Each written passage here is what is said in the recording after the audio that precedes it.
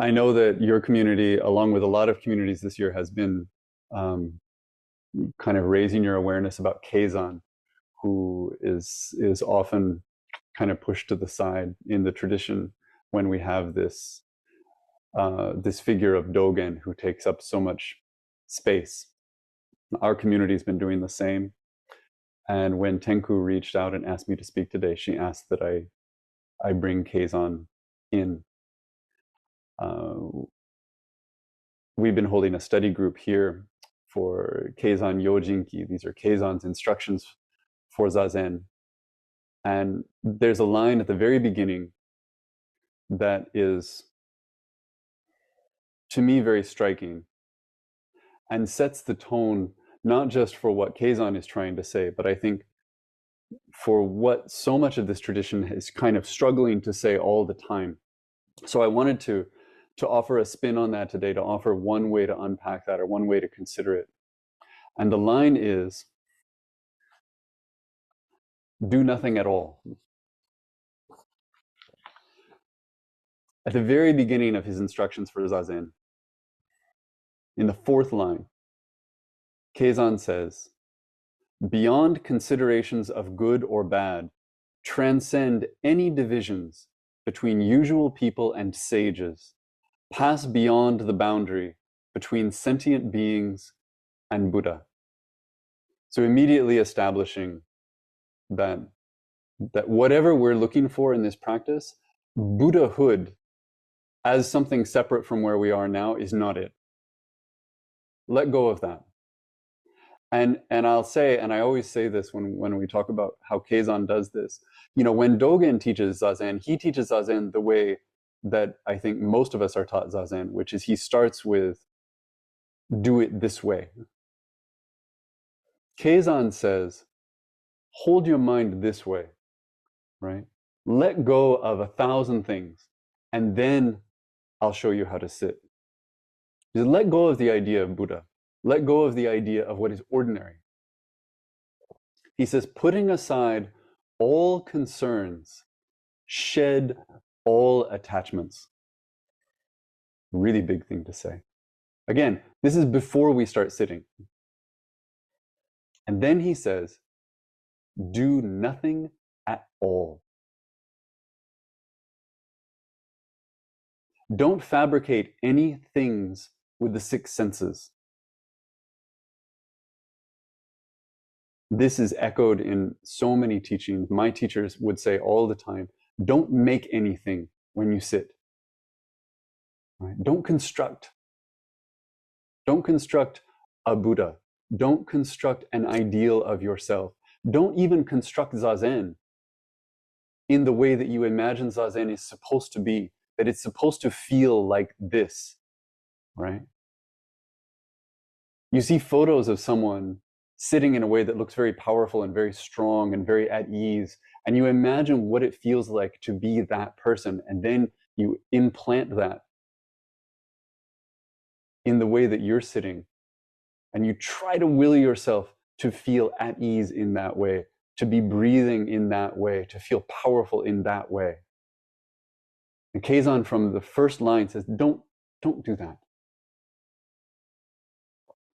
And then he asks this great question. He says, who is this?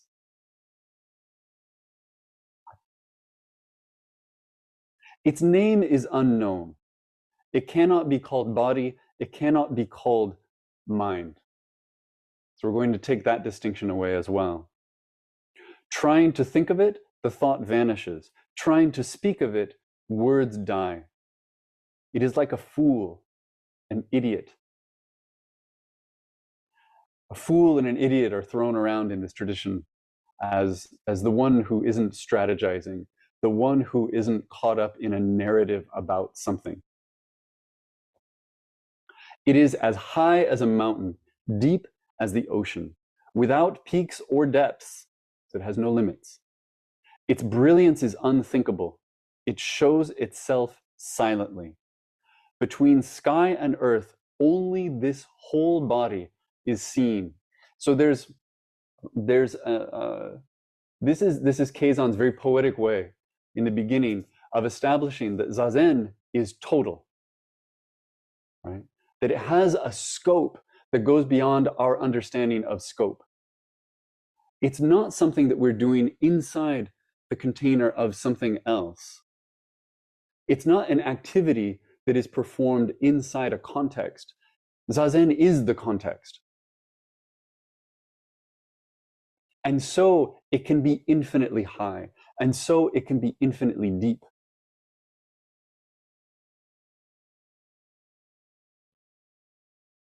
I love this kind of imagery. And there's a kind of inspiration, I think, that we can hear even on day one, where we hear about something that's infinitely this or infinitely that. But there comes a time in the practice when we have to stop and really think, what does it mean? What does infinite mean for me? It's not just a pretty picture. When he says it's unthinkable, he means it's actually unthinkable.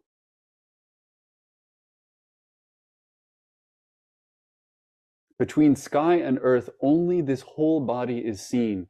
And then he says, and I'm going to mess with this line a little bit. He says, this one is without compare. He has completely died. But, which is a great line. But if we look at the original, what's really being said is first he's saying, this is like a great being. And great being, by the way, written in Chinese characters, dainin, is exactly the same compound in Japanese that means adult, that means a grown-up. And that's a whole other conversation, but it's a huge conversation. It's a part of this puzzle that really, really matters. So I just want to kind of highlight that and then put it to the side. He says, this is like a great being. And then he says, like a great being, or like a being that has died a great death.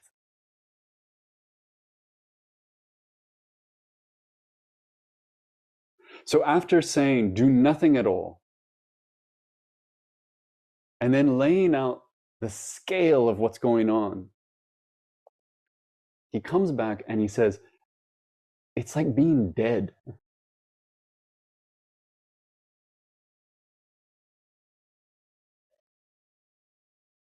And I've thought about this a lot, and I've practiced with this a lot. And the analogy that I find useful these days, and I hope it's useful for you, is from yoga. I suspect that many people here have practiced some yoga, right? Taken a yoga class. And if you have, and you've followed through whatever sequence there is, because it's always a little bit different, right? Somewhere along the way, often near the end, we arrive at this pose that is called Padmasana, right? That happens to look a lot like Zazen. You're sitting and your legs are in the full lotus, right? And your hands are on your knees instead of like this, but still your back is very, very straight.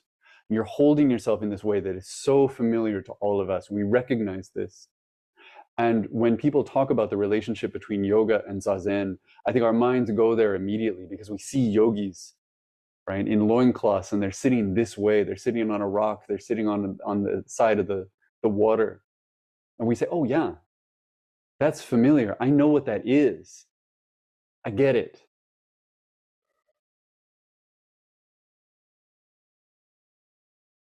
But that's not really our pose. That's what it looks like when we do the practice. But the analogous pose in the yoga world is the corpse pose. It's Shavasana. It's the thing that happens at the very, very, very, very end. Central to this tradition, to this Soto tradition, is the idea that Zazen is taken up as a fruitional practice. Right? It's not a means, it's not a tool, it's not something that we do to get to something else. That we sit as Buddha, right? Not as Siddhartha, sitting beneath the Bodhi tree that evening, but as Buddha the next morning. as someone for whom whatever there is to be accomplished has been accomplished. That's the starting point.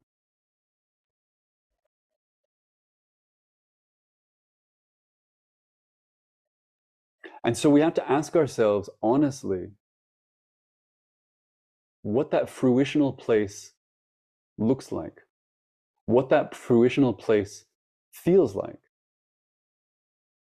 And when we do that, I think that we find the way that that looks and the way that that feels is actually quite different from how we usually practice.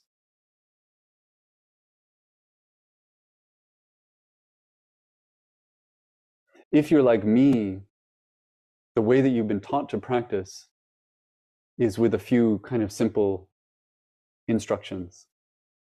You hold your back very straight. You hold your hands like so. You hold your eyes at a particular gaze. Your breathing is going in and out of your nose. Maybe you can feel it in your belly.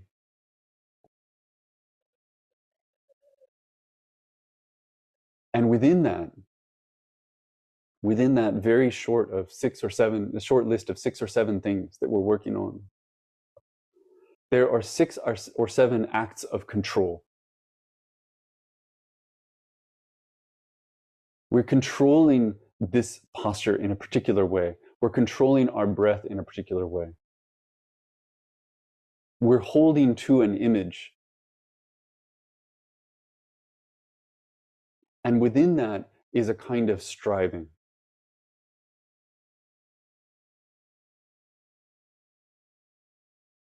What I really notice when I attend a yoga class, or even if I do yoga at home, and this is something that's kind of gone in and out of my life over the years,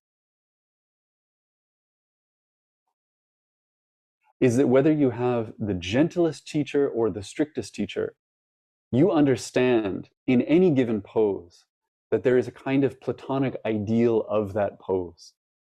And so even if you can't touch your toes, and even if your teacher is saying, it's okay, just do what your body can do. And even if you can hear that and understand that, you know also at the same time, I'm kind of supposed to be touching my toes, or I'm supposed to be reaching more for my toes. And so you take that next breath in, and as you breathe out, you're pushing a little more. You're pushing more toward the ideal, more toward your understanding of what this should be in this moment, which is different from what it is.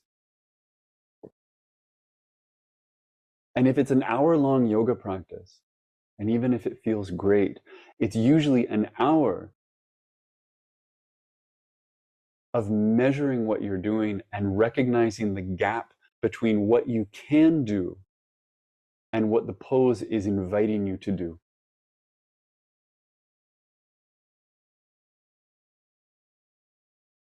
And in that rare pose where you can really nail it and you look just like the photograph,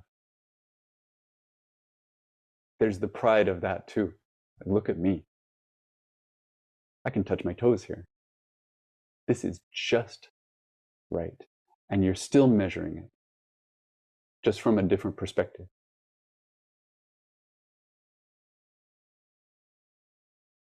But when we reach the corpse pose, which is always at the end, there's nothing to do. We lie on our backs, our legs are straight out, our arms are at our sides, and we breathe. And if we've been trying to breathe a particular way, we go back to breathing like a normal person. If we've been trying to hold ourselves in a particular way, we let go of all of that. And no one is telling us that we're doing Shavasana wrong. No one is telling us that it should look a little more like this, or it should feel a little more like this, or that we should strive over time to get a little deeper into it. We understand that what we're doing is we're just kind of holding the whole thing. All the poses we just did, all the practice that we just did, it's here. Whether it manifests as soreness or as relaxation or as relief,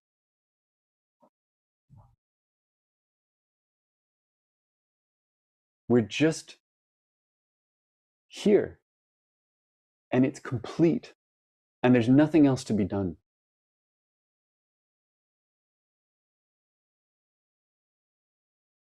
And so before I say anything more, I want to plant this simple idea.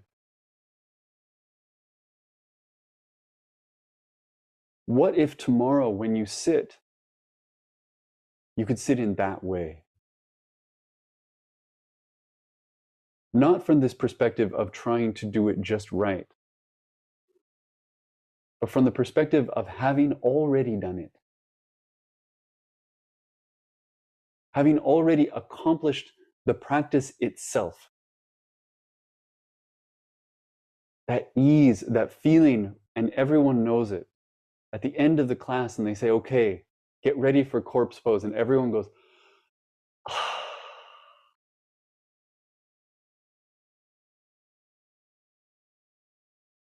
Treating Zazen not as the beginning of the practice, but as the end.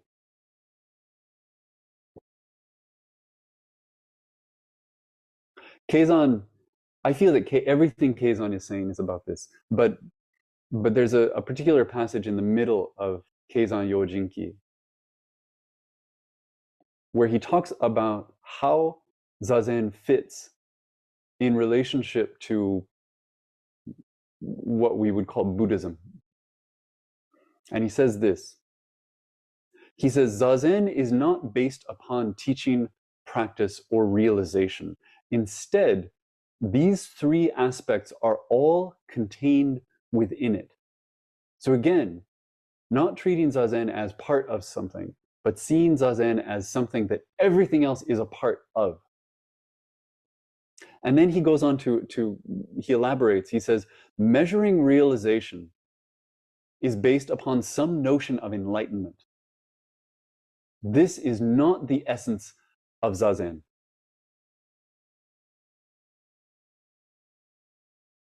Now, he doesn't say that enlightenment isn't there.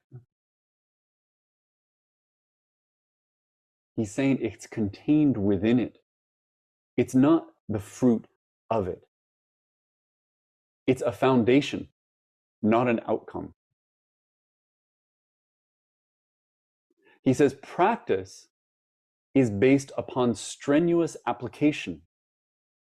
This is not the essence of Zazen. And that's what I was just speaking to.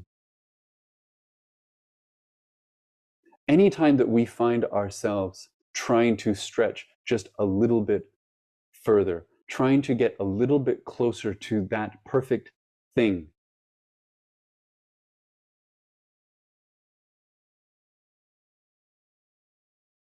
we've inverted the practice. We're no longer sitting within it. Now we're trying to create it. And then lastly, he says,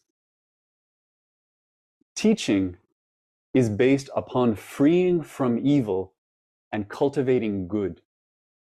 This is not the essence of Zazen, but also that it's within it. He says teaching is found in Zen, but it is not the usual teaching. Rather, it is a direct pointing, just expressing the way, speaking with the whole body.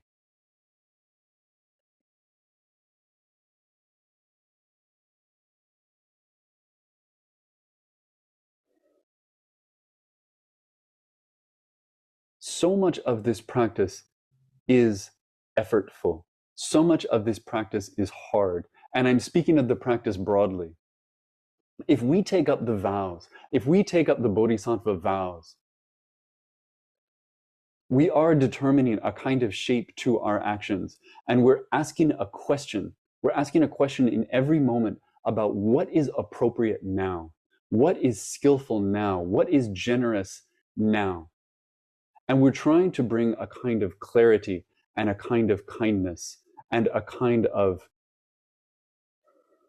offering to this breath and the next one and the next one. And the fact is that living that way requires a lot of acts of will. To take up the question of saving all beings or cutting through all delusions is the work of this life. And we're doing that work, right? And when we're not doing the work, we have this other practice of trying to remember to come back to it.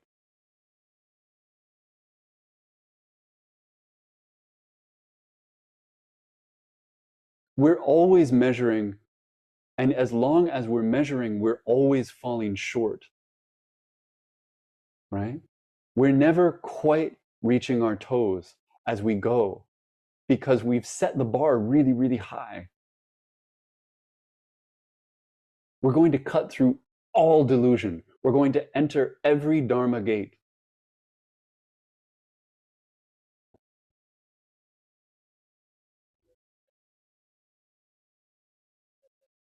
That's part of it. That's important.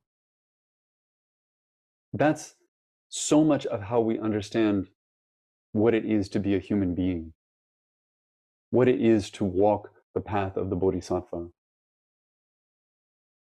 But Zazen is not the same as that. You go out into the world and you try to save all beings and you try to cut through all delusion. You try to enter every Dharma gate. You try to embody the awakened way. And you sweat and you stretch and you come home and you sit on your cushion and you go, ah. And now you sit in a way that holds all of it. It contains all of it without measurement, without judgment.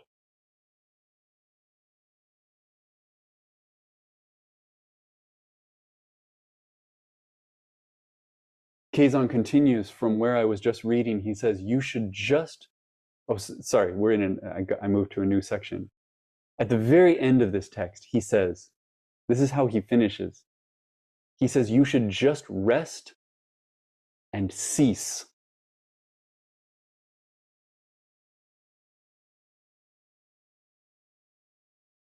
Be cooled. Pass numberless years as this moment. That's beautiful. And then he says, for me, my favorite part, this is what made me fall in love with Keizan, was at the very, very end. He says, be cold ashes, a withered tree, an incense burner in an abandoned temple, a piece of unstained silk. In other words, be something that's done. Be something that has already completed whatever its task is, that can't be used for something else. The withered tree, there's nothing for us to hope for in the withered tree. The cold ashes are burnt, and they burned a long time ago. The unstained silk, it has no function.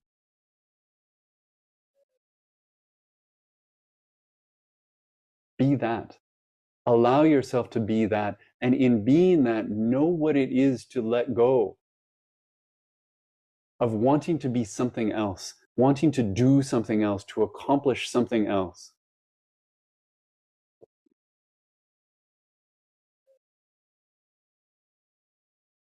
Sit in this way and hold yourself in this way. Hold your eyes in the way that you were told. But not because there's a perfect way to do it, not because you're getting better at it, but because this is the place where you rest. This is the place where you cease. This is the place where you let go of the idea that there is something for you to do that is undone.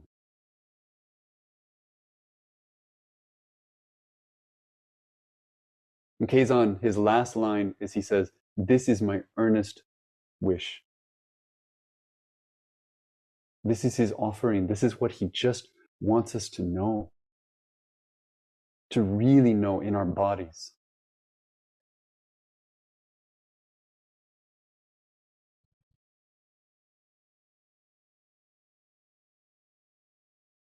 that there is something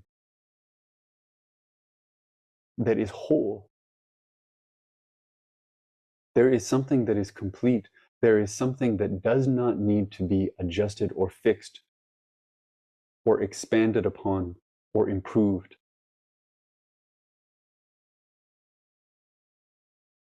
And that in fact, that's the container for the rest, where we're doing all of that work.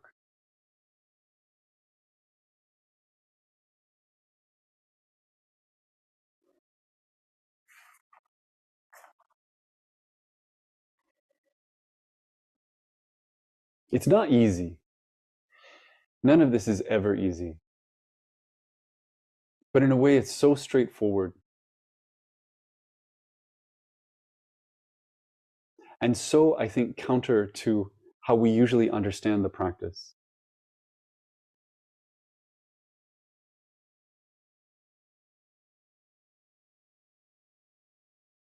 Even when we say that the practice is a letting go, we start to catalog the things that we're letting go of. This is not that.